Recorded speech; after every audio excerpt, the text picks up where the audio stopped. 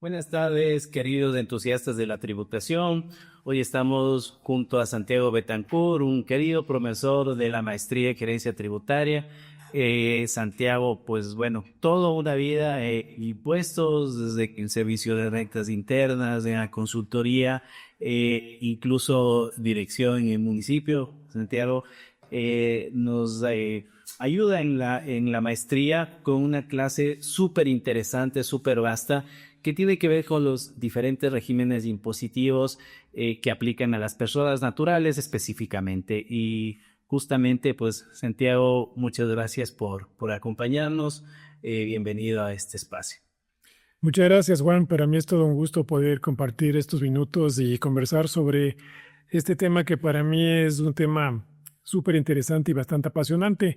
Yo sé que para la mayoría de las personas la tributación y el hablar de impuestos es como hablar de algo completamente desconocido y normalmente las normas tributarias sí llegan a ser complejas y sí demandan cierto conocimiento específico. Por eso es que para las personas naturales, sobre todo, es bastante importante tener conocimientos básicos de cuál es el entorno en el que se desenvuelven, cómo tienen que pagar sus impuestos y cómo tienen que hacer para evitar generar incumplimientos con la administración tributaria. Claro que sí, Santiago. La verdad es que a veces le vemos a los impuestos alejados, pensamos casi que es como una eh, totalmente indiferente a nosotros como personas naturales, pero la verdad es que nos aplica y mucho, estamos afectados de muchísimos riesgos. Las personas naturales tenemos múltiples ingresos, múltiples, digamos, posibilidades de actividades económicas y por lo tanto estamos sometidos a diferentes regímenes, que justamente es la clase que tú dictas. Y por ahí quería empezar, si nos puedes comentar. eh, ¿Qué es esto de un régimen impositivo? ¿A qué se refiere este tema, digamos, ya en la praxis de las personas naturales en este caso? Sí, bueno, es importante empezar justamente por esos conceptos, porque cuando uno escucha algunos términos, no necesariamente los va a entender bien. Y empezando por un régimen tributario, la gente dice, ¿qué es? Pues es el conjunto de leyes, de reglamentos, de resoluciones, es el conjunto de normas que establecen las reglas del juego para determinada situación. Se define cómo se tiene que declarar un impuesto, cuándo se tiene que declarar, cómo se tiene que pagar, si es que aplica para uno o para varios impuestos. Es decir, las normas que van a permitir la actuación adecuada tanto de los contribuyentes como de la administración tributaria para que se desarrolle la aplicación de un régimen específico. Creo que somos, bueno, millones de contribuyentes, personas naturales. Entiendo, debe haber diferentes tipos de regímenes para cada o para ciertas actividades económicas. ¿Cuáles están vigentes en este momento acá en el país? A ver, actualmente tenemos el más común, que es el régimen general. Tenemos también el régimen simplificado para emprendedores de negocios populares, mejor conocido como RIMPE, el régimen de herencias, legados y donaciones, el impuesto único, el impuesto a la renta único para actividades del sector bananero, el impuesto a la renta único para actividades agropecuarias. Y en la última reforma que está vigente hace pocos días, se entró en vigencia el 20 de junio, se creó el régimen, el impuesto a la renta único para operadores de pronósticos deportivos, que es algo que viene bastante en auge en el país y en la región. Creo que a nivel mundial también estas empresas de pronósticos deportivos han tenido mucho protagonismo y generan muchas transacciones que mueven mucho dinero. Y en este régimen lo que trata la autoridad tributaria es de establecer normas claras para el cobro del impuesto a la renta para estos operadores de pronósticos deportivos, como lo llamaron en la reforma. A veces pensamos en las personas naturales y creemos que son eh, declaraciones o el cumplimiento de sus obligaciones puede ser sencillos, pero entiendo, por ejemplo, si yo tengo múltiples tipos de ingresos, podría también ser afectado por diferentes regímenes. Sí, efectivamente, la vida no siempre es tan sencilla como tener una sola fuente de ingresos, porque lo más sencillo para una persona es trabajar en relación de dependencia, en donde su empleador tiene la obligación de retenerle mensualmente el impuesto a la renta que corresponda, y se acaba el problema tributario para esa persona. Es decir, no tiene ningún otro inconveniente, no tiene nada más que preocuparse porque el empleador hace todo el trabajo y presenta la información. Cuando se vienen a complicar las cosas es cuando, por ejemplo, alguien tiene además otras fuentes de ingreso como tener honorarios por servicios profesionales, tener un negocio particular, porque estando en relación de dependencia también se pueden tener otras fuentes de ingreso como las que estoy mencionando. Por poner un ejemplo, yo tengo una cafetería, además facturo, por ejemplo, puede ser un arquitecto, un ingeniero civil que factura por los planos o por una casa que está diseñando y además trabaja en una firma de construcción en donde tiene unos ingresos fijos. Entonces, ahí es cuando se complica el panorama. Tributo es problema porque se tiene, problema porque no se tiene. Sí, más o menos. El escenario se va complicando y es cuando a la gente se le vuelve un poco casi una ciencia oculta el saber cómo tiene que declarar, qué tiene que declarar, en qué régimen está, cuál es el régimen que le aplica, y por eso es importante que se vayan desarrollando estos espacios que sirven para que la gente conozca un poco más de primera mano el ABC de la tributación. Santi, antes de continuar y ir ahondando en los regímenes, como ya estamos un poquito conversando, me quedó flotando en la mente esto del régimen general, que es el más común, nos señalas. ¿A qué se refiere esto del régimen general? Sí, este es el que podemos decir, como su mismo nombre lo indica, el que aplica para todos los contribuyentes, excepto los que van a cumplir los requisitos para estar en otro régimen. ¿A qué me refiero? El régimen general aplica para todas las personas que trabajan en relación de dependencia, por ejemplo, aplica para un negocio común y corriente que no cumple con el límite de estar en el RIMPE, que son $300,000, es decir, una pequeña, una mediana empresa está en el régimen general. Es decir, la mayor parte de los contribuyentes están en este régimen general. Y aplica para los impuestos, para todos los impuestos que están en el sistema tributario ecuatoriano, impuesto a la renta, IVA, impuesto a los consumos especiales, sí, y tiene unas normas que cumplir para el pago de cada uno de estos impuestos distintas en ciertas particularidades de los regímenes específicos. Santi, tú ya empezaste a comentar un poco de los diferentes tipos de actividades económicas que puede tener una persona natural y bueno, esto viene entiendo en ingresos, ¿no es cierto? ¿Cómo empezamos a calificar estos ingresos? Si es que pagan impuestos o pagan opuestos.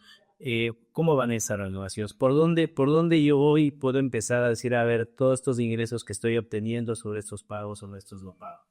A ver, es súper importante tener en cuenta que la ley de régimen tributario interno, que es la que establece el marco general de cumplimiento de las normas tributarias, señala que por renta se entienden los ingresos que se obtienen en el país y que se obtienen en el exterior por parte de personas naturales, de empresas domiciliadas en el país, de empresas nacionales, básicamente podríamos decir de todos.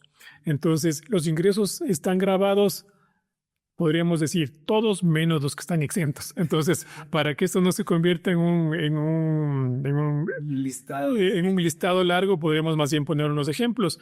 ¿Qué son ingresos grabados? Los ingresos que yo tengo cuando trabajo en relación de dependencia, es decir, mi sueldo. Que también se pueden tener por ingresos grabados, los ingresos que facturo cuando yo presto servicios profesionales. Hablábamos del ejemplo del arquitecto, o hablemos del caso de un abogado o de un médico, o los ingresos más comunes que podrían ser los ingresos que se obtienen cuando uno alquila una oficina, una casa, un departamento. Es decir, yo tengo un inmueble que estoy alquilando, esos ingresos que se obtienen son ingresos grabados. ¿Qué no son ingresos grabados? O más bien, ¿cuáles son los ingresos que están exentos? También hay que revisar en la legislación tributaria un largo detalle que tenemos, pero los más comunes podrían ser la 13ª remuneración, el 14º sueldo, los ingresos que se perciben por pensiones jubilares. En el caso de las personas que tienen más de 65 años, tienen ingresos exentos, una fracción desgravada adicional de la que tenemos nosotros. ¿A qué me refiero con una fracción desgravada? Cuando se ve la tabla del impuesto a la renta, hay un valor mínimo que considera el Estado, que para este año es de $11,722. Este valor se va actualizando cada año, pero Si es que yo gano hasta ese valor, no pago impuesto a la renta.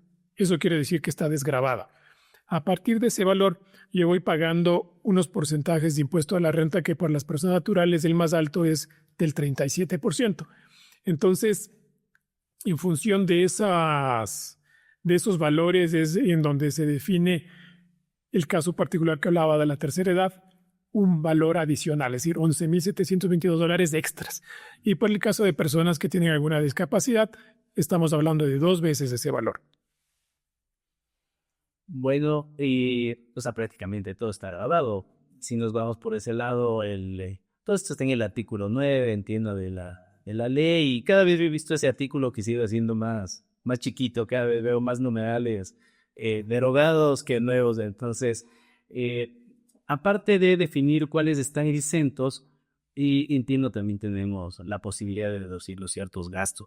¿Cuáles nos podrías comentar? Igual, los más comunes, de los ejemplos que hemos venido viendo, ¿con qué gastos nos podemos deducir? ¿Qué nos podemos quitar del gravamen del impuesto a la renta? Sí, eso es importante también porque no se paga impuesto sobre el valor total que se factura.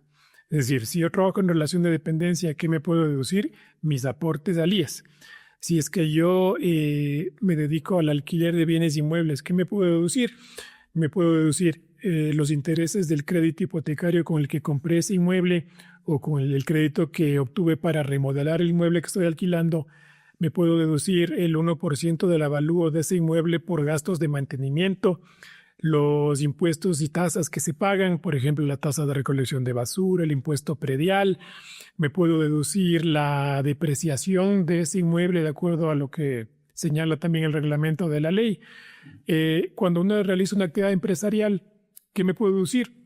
Todo lo que me permita a mí, eso es lo que dice la ley, generar, mantener o incrementar los ingresos. Entonces, si yo tengo un negocio en donde compro y vendo artículos de cualquier cosa, electrodomésticos, por poner un ejemplo, lo que me puedo deducir son los costos y gastos de ese negocio. Es decir, el costo de lo que me cuesta a mí importar o comprar en el mercado local los bienes que vendo, los sueldos del personal que trabaja para mí, los aportes al seguro que estoy haciendo para ese personal, los impuestos que pago por ese negocio. Es decir, son gastos que tengo que identificar que me sirven para obtener mis ingresos y tengo derecho para deducirme esos valores. Básicamente el régimen general son los ingresos grabados menos los gastos deducibles y ahí llegamos a una más imponible. ¿Es diferente, es lo mismo? ¿Cómo es el cálculo para el cálculo del impuesto para una persona natural? A ver, para una persona natural lo que tenemos que partir es de cuáles son los ingresos que obtengo. Entonces, a partir de los ingresos, como tú bien lo dices, resto las deducciones, resto todos los costos y gastos que me corresponden y llego a establecer esa base imponible. Obviamente son términos que a algunas personas les pueden ir confundiendo porque dicen ingresos, gastos, base imponible, impuesto causado. O sea, son cosas que podrían parecer complejas, pero que en realidad se parecen a un balance. Entonces yo voy bajando, tengo yo mi base imponible y en base a ese valor sé en cuál el rango de la tabla de impuesto a la renta me voy a ubicar. La tabla está en el artículo 36 de la ley.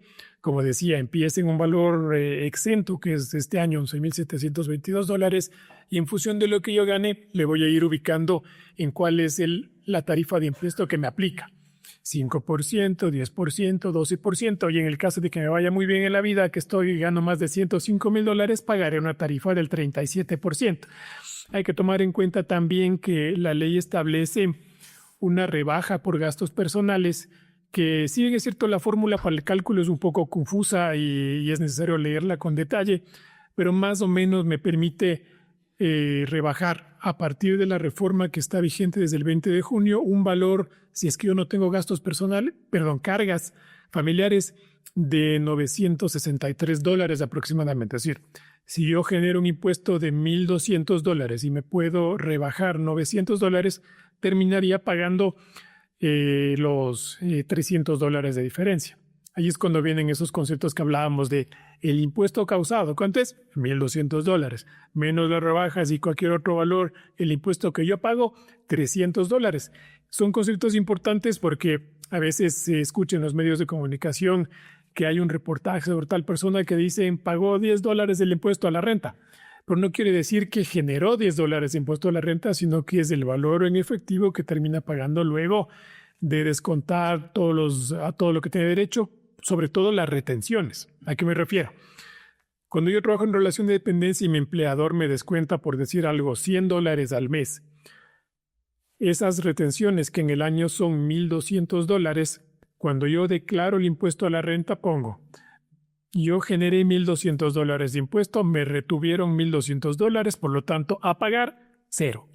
No quiere decir que yo de impuestos genero cero, sino que a pagar no tenía nada más que adicionar porque ya pagué. Confunde esto, ¿no? Y no es que está pagando cero, ¿no? Pues no es que he pagado cero, pero aplicada la retención obviamente no se genera una obligación por pagar, digamos. Ya pagaste anticipadamente. Sí, por eso es importante tener en cuenta y tener bien claros esos conceptos. Cuando yo tengo un negocio y a mí me retienen por las ventas, es muy común que las retenciones incluso sean mayores que el impuesto que tengo que pagar. Y en ese caso, ¿qué se genera? Es un derecho para que el Estado me devuelva lo que pague en exceso. Entonces, no solo que no tengo que pagar nada, sino que ya pagué anticipadamente a lo largo del año. Es importante tomar en cuenta lo que tú dices. No siempre que yo vea en el sistema del SRI cero, quiere decir que yo no pago impuestos, sino que hay que analizar cuál es la situación concreta de ese contribuyente particular. Claro. Tú ya lo mencionaste, pero quisiera un poquito conversar sobre este tema que está un poco de moda y que es el famoso RIMPE. ¿A qué se refiere, digamos, ya de forma específica este régimen simplificado? A ver, todas las legislaciones en general de gran parte de países ubican en sus normas un régimen simplificado para evitar o para hacer más fácil el cumplimiento para determinados contribuyentes.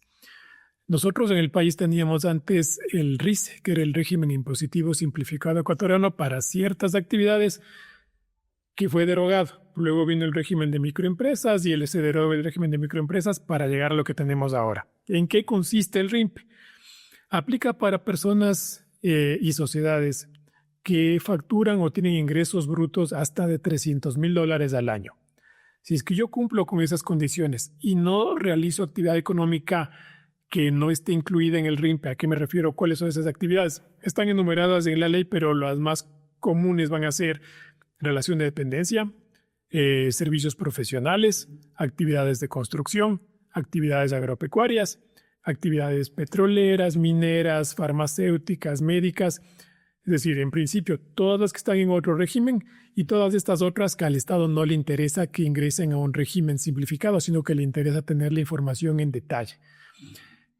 ¿Qué implica este régimen? Que yo tengo que pagar un valor que en principio establecía que eran $60 como mínimo y luego iba con una tabla que llegaba hasta el 2% de los ingresos, pero se cambió. ¿Por qué se cambió? Básicamente porque a finales del año anterior la Corte Constitucional emitió un fallo en donde decía que lo que se cobraba a los negocios populares, ¿quiénes son los negocios populares? Los que dentro del RIMPE facturan hasta $20,000. La primera línea de la tabla. La primera línea de la tabla. Entonces, la Corte dijo, es inconstitucional que usted les cobre $60 a todos los que facturan menos de $20,000 porque no les está diferenciando.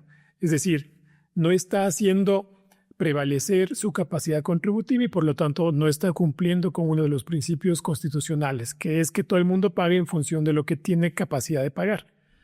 En función de eso es que se hace esta nueva reforma que está vigente desde el 20 de junio, que modifica ya el tratamiento para los negocios populares. Entonces, ahora, los negocios populares, no en este año, sino que para próximos ejercicios fiscales, si es que yo facturo hasta $2,500 al año, no pagaré nada, irá subiéndose ya con valores fijos para que finalmente los que facturan entre $15,000 y $20,000 paguen $60.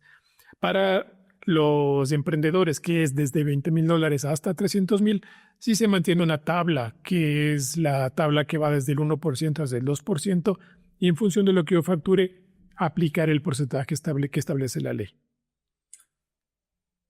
Suena complicado, pero sencillo al mismo tiempo. El tema del RIMPE es un tema, sí, por un lado de control, pero también te facilita, ¿no? También te ayuda bastante estar bajo el régimen simplificado este. No sé tú cómo le ves, o sea, Sí. o sea, entre estar en el régimen general o IPE, ¿por cuál te animarías tú como contribuyente? Sí facilita, de hecho, el cumplimiento tributario es más sencillo. La presentación a las declaraciones es más sencillo. Yo no tengo que estar haciendo declaraciones de IVA todos los meses. Tengo que hacer declaraciones semestrales. Entonces, sí es menos complicado el cumplimiento para una persona natural que tiene un negocio que aplica para el RIMPE que estar en el régimen general como era antes. Entonces, en términos de cumplimiento, sí es más fácil para las personas poder manejar lo que está obligado dentro del RIMPE. Cuando nos estabas comentando este tema, justo dijiste algo que es un porcentaje sobre los ingresos. Esto implica que no puedes deducir gastos. No puedo deducir gastos, lo que sí puedo es un poco depurar los ingresos brutos, quitando los descuentos, las devoluciones, obviamente, porque si es que yo tengo un precio de venta de 100 y estoy con 10% de descuento por cualquier motivo, estoy en realidad ingresando 90, no los 100. O si es que me devuelven un bien que vendí en 100 y me lo devuelven, pues lo tengo que restar. Entonces, eso es lo que establece la norma para llegar a establecer la base imponible del impuesto. Sandy, ya para ir terminando un poco, no sé si nos comentas cuáles son las principales obligaciones que tenemos como contribuyentes, como personas naturales, qué nomás debemos cumplir y bueno, de paso saber qué consecuencias podríamos tener ante el incumplimiento.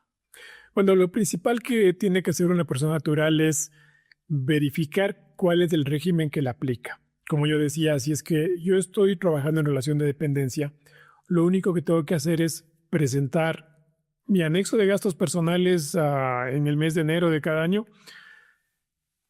perdón, la proyección de gastos personales, luego tengo que presentar mi anexo de gastos personales como establece actualmente la normativa hasta marzo y presentar mi declaración de impuesto a la renta. Entonces, ¿cuándo presento mi declaración? Cuando efectivamente yo tengo que liquidarse estos valores al final del año. ¿Qué es lo que aplica para una persona que tiene un negocio?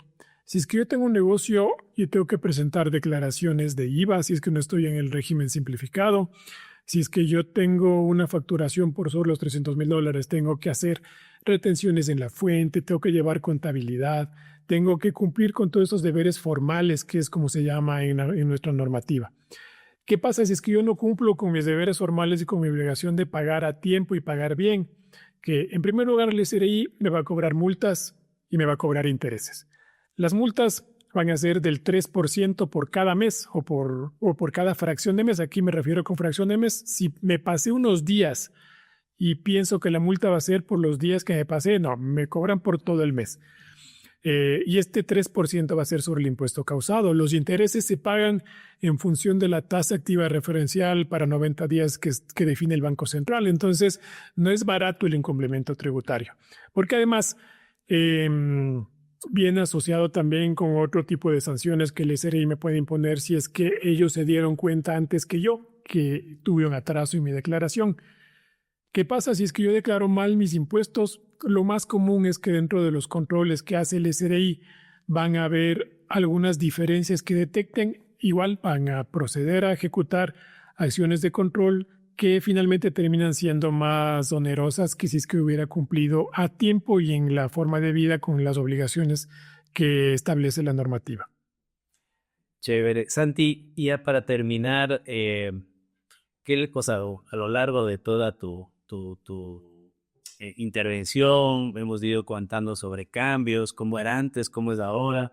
Es evidente que hay una constantes reformas de actualización en materia tributaria para personas naturales. Aparte de tomar tu clase de la maestría, ¿qué nos recomiendas a las personas naturales que queremos cumplir, digamos, y mantenernos actualizados también sobre nuestras obligaciones? Lo más importante para una persona natural es leer un poco sobre la normativa. No leer en profundidad como un profesional que se dedica a esto, pero sí ingresar a la página web del SDI, revisar las guías tributarias que están publicadas, tener un poco de noción de lo que se trata cada uno de los impuestos a los que está obligada a cumplir. No descuidarse del cumplimiento de sus obligaciones, Producto de la lectura, vas a ver qué tengo que cumplir en el mes de enero, en febrero, en marzo, justamente para evitar estas sanciones a las que da lugar los incumplimientos. Y una recomendación que yo sí creo que es muy importante es no confiarse en la ayuda de cualquier persona. Es decir, cuando yo voy a recurrir a un externo para el cumplimiento de mis declaraciones, por ejemplo, que no recomiendo nunca es entregar las claves del sistema, porque con la clave del sistema yo no sé qué es lo que está pasando, sobre todo si yo no entiendo lo que están ingresando a nombre mío. Cuando tienen mi clave es como que estuvieran con mi clave del cajero automático. Cualquier cosa puede pasar. Por eso es importante tener este tiempo que cada uno debe dedicar para la lectura y confiar en profesionales que estén debidamente certificados en el mercado si es que efectivamente necesitan o creen que necesitan la ayuda para poder cumplir con las obligaciones que establece la normativa tributaria. Muchas gracias, Santi. Yo te agradezco muchísimo tu participación, el haber compartido tu tiempo con nosotros. Muchas gracias y bueno, nos estaremos viendo ahí en la maestría también. Muchas gracias por la invitación, para mí ha sido un gusto.